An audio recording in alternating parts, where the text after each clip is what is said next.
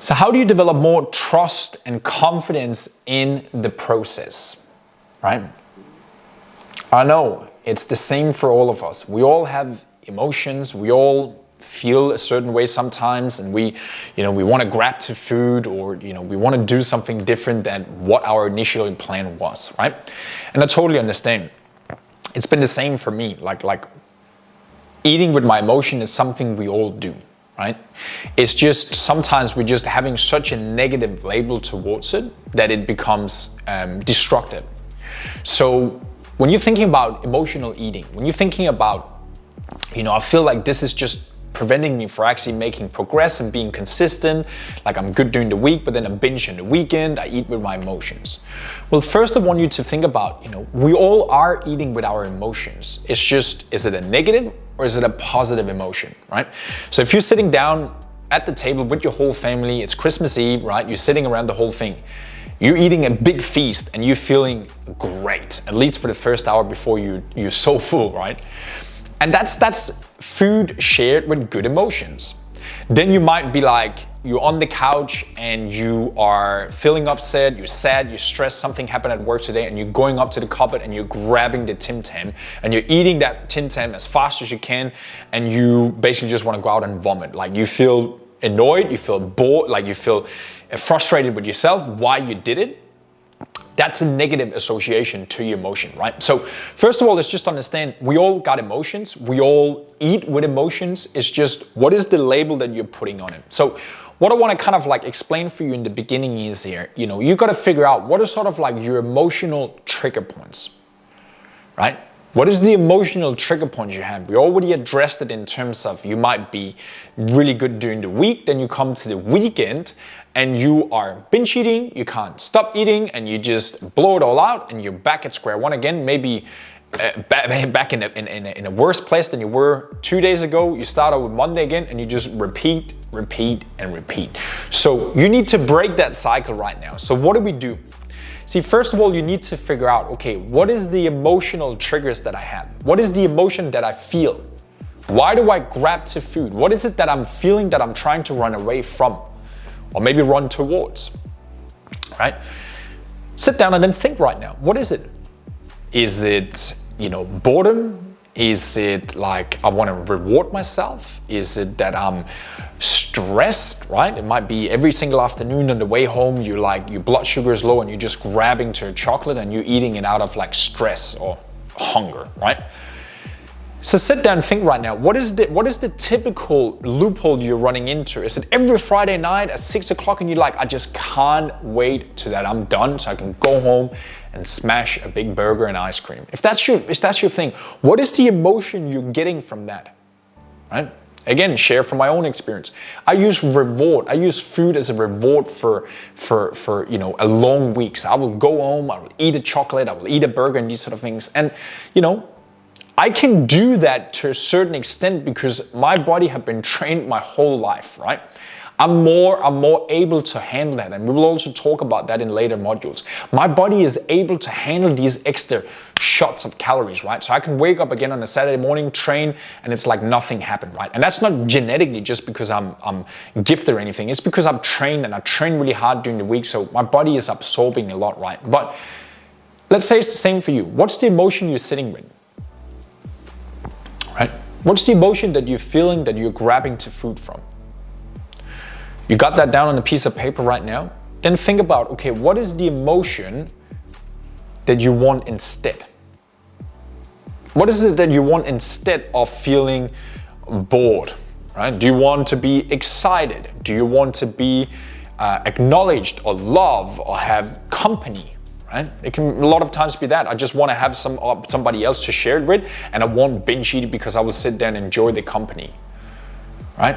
Bored. I just don't want to sit by myself. I want to be around people. I want to go out, go to a restaurant instead of eating my food at home, because when I'm sitting at home, I just can't stop. At a restaurant, I can't. Like, what's the emotion, the opposite thing that you want to experience instead? Right? Because that's where everything starts. When you know where you are emotionally, when you know where to go emotionally, you have a better chance for actually going in that direction and actually start, getting a step by step. Because if we don't know, what we want to feel in instead, or why we actually feeling the way we feel. Oftentimes people don't even think about their emotions. They're just a reaction to the emotion they're feeling in the moment, right? So number one, figure out what is the emotion you're feeling. What is the opposite you want to feel instead, right? What's the opposite emotion that you want to feel instead? See, moving into number two is that I want you to also think about, having a time where you are treating yourself and you're allowing yourself to have this like free window, right? Because when we're going throughout the week, if you just, snack a little bit here, do a little bit here, you binge on a Friday, you binge on a Sunday, you binge on a Saturday, that's where you are feeling very negative towards it because you feel like it's going out of control, right?